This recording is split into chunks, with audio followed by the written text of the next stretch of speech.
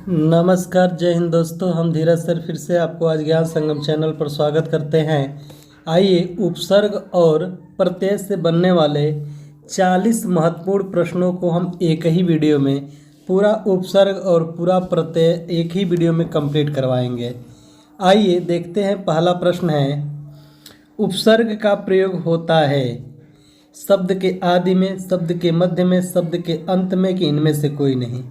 उपसर्ग जो होता है शब्द के आदि का मतलब होता है प्रारंभ में। जो शब्द के आगे लगते हैं उन्हें हम उपसर्ग कहते हैं, या जो शब्द के प्रारंभ में या आदि में लगते उपसर्ग जो शब्द के बाद में लगते हैं उन्हें हम प्रत्यय के नाम से जानते हैं।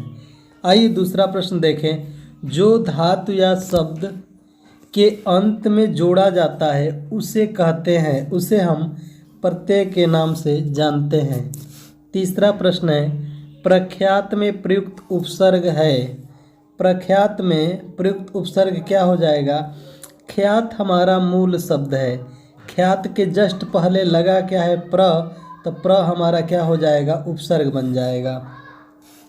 चौथा प्रश्न बना है, प्रति उत्पन्न मति, अर्थात इसमें उपसर्ग पूछा है तो प्रति क्या हो जाएगा? हमारा उपसर्ग।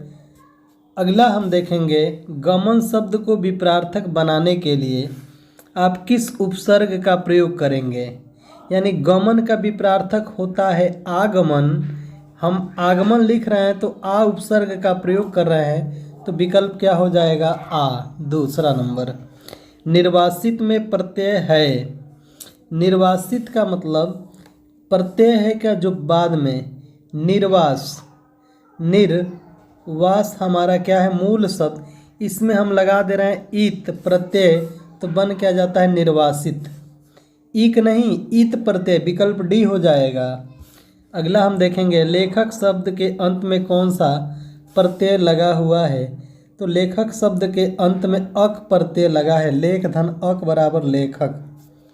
अगला हम देखें, अनुज शब्द को स्त्रीवाचक बनाने के लिए किस प्रत्यय का प्रयोग करेंगे? अनुज में अगर आ जोड़ते हैं तो बनेगा क्या? अनुजा। अनुज में आ प्रत्यय अगर जोड़ देंगे तो बनेगा क्या? अनुजा। नौवां प्रश्न है, सूत शब्द को स्त्रीवाचक बनाने के लिए आप किस प्रत्यय का प्रयोग करेंगे? सूत में अगर हम आ जोड़ दें तो स्त्रीलिंग बन जाएगी। सूत का स्त्रीलिंग होता है सुता, आ प्रत्यय लगेगा।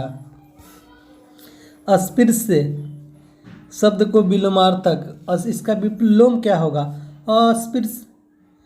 अस्पृश्य, इसका मतलब बनेगा क्या? अ उपसर्ग हम इसमें लगा रहे हैं, तो पूछा है कौन से उपसर्ग का प्रयोग करेंगे, तो हम अ उपसर्ग का प्रयोग करेंगे। आइए अगला प्रश्न, अब आप उत्तर दीजिए। आप सभी लोग एक साथ मिलकर इन प्रश्नों का उत्तर सोचिए क्या होगा। प्रतिकूल शब्द में कौन सा उपसर्ग हो जाएगा? तो हम पहले मूल शब्द छाट दें। मूल शब्द है क्या? कुल। कुल के पहले क्या लगा है? प्रति, तो प्रति हमारा क्या हो जाएगा? उपसर्ग।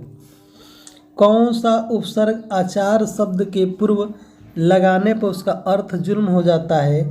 क्या दुराचार लगेगा?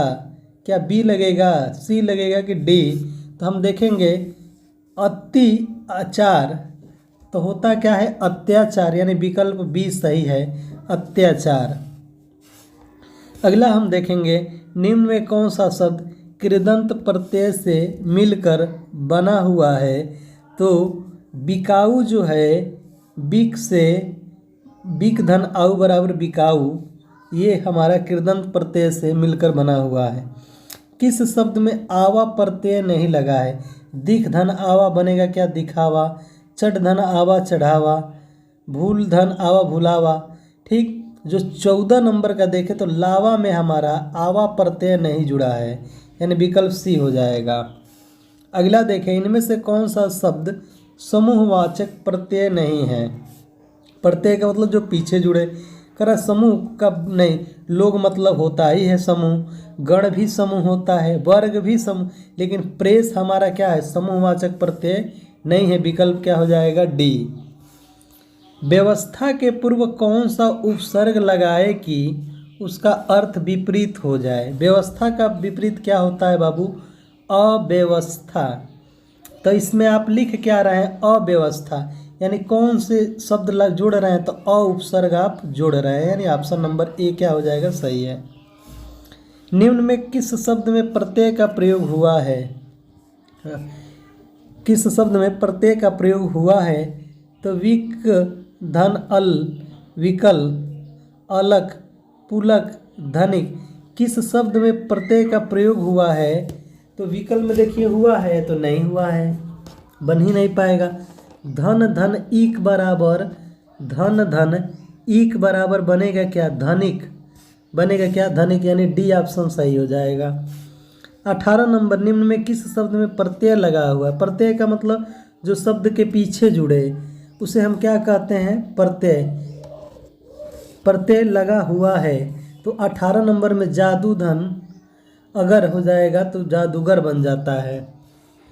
किस शब्द में उपसर्ग का प्रयोग हुआ है? उपसर्ग का मतलब जो शब्द के आगे जुड़े और उसके भावार्थ को परिवर्तन कर देता है।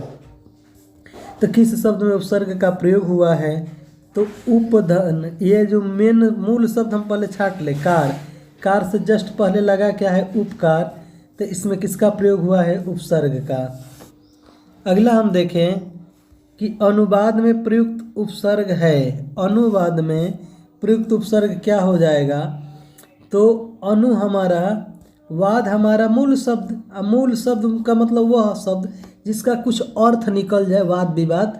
वाद के पहले क्या जुड़ा है? अनु। तो अनु क्या हो जाएगा हमारा? हो जाएगा ये उपसर्ग हो जाएगा। अच्छा, निर्वाह में प्रयुक्त उपसर्ग बताइए। तो निर्वाह में प्रयुक्त उपसर्ग तो क्या हो जाएगा? इसमें मूल शब्द हमको छाट लेना है जिसका कुछ अर्थ निकल जाए। तो देख रहे हैं, निर हमारा क्या है? अलग है। वाह हमारा क्या है?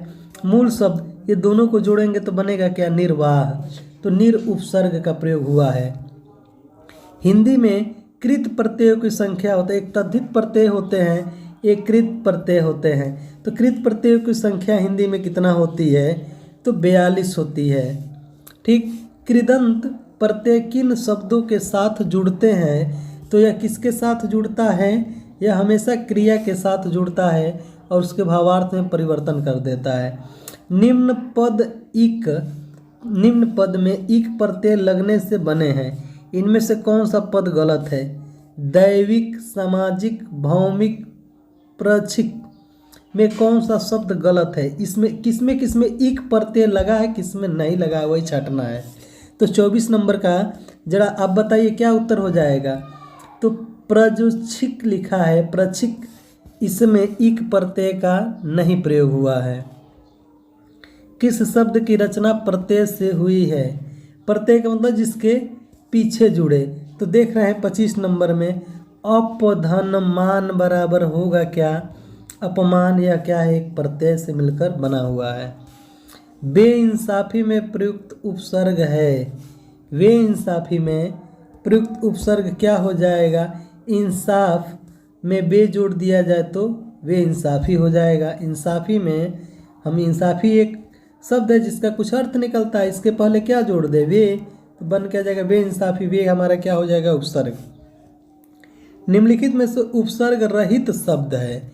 उपसर्ग रहित बताना है।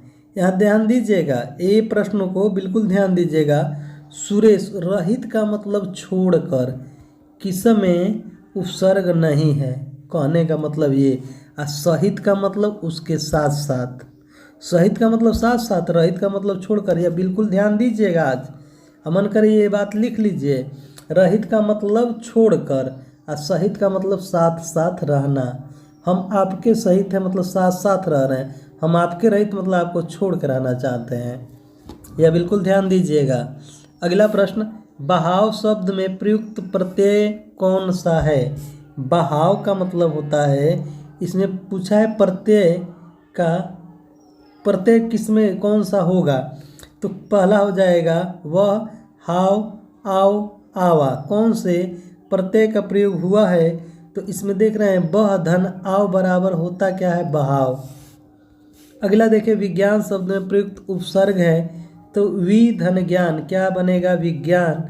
ज्ञान का अर्थ निकलता है, ये आगे उपसर्ग जुड़ा हुआ है।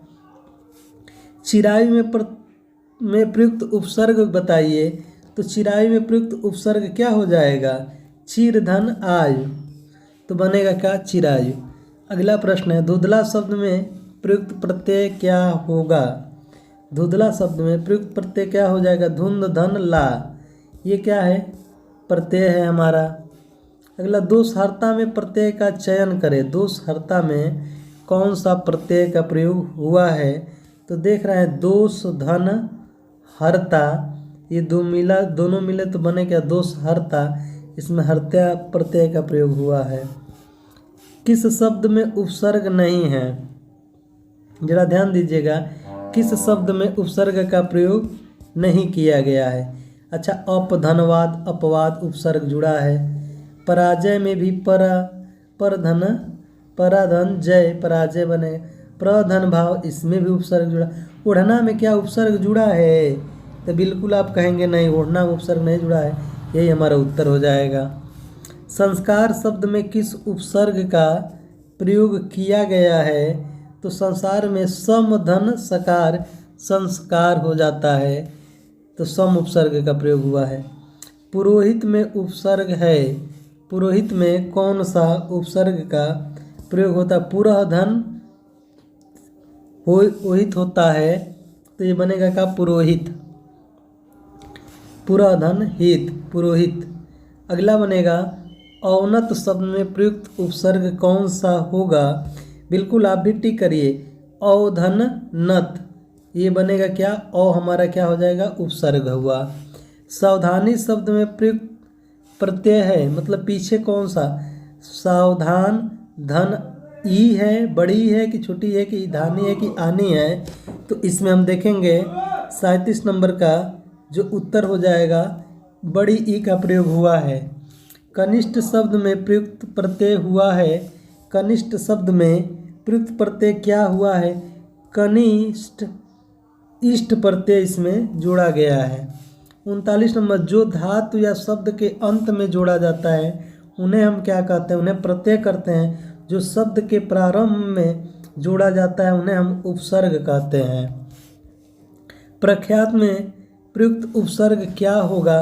तो प्रख्यात में प्रयुक्त उपसर्ग जो हो जाएगा, ख्यात हमारा मूल शब्द बनेगा क्या? ये प्र हमारा उपसर्ग। अब हम ये कहेंगे, फिर मिलेंगे राष्ट्रहित में शिक्षा बाय धीरज।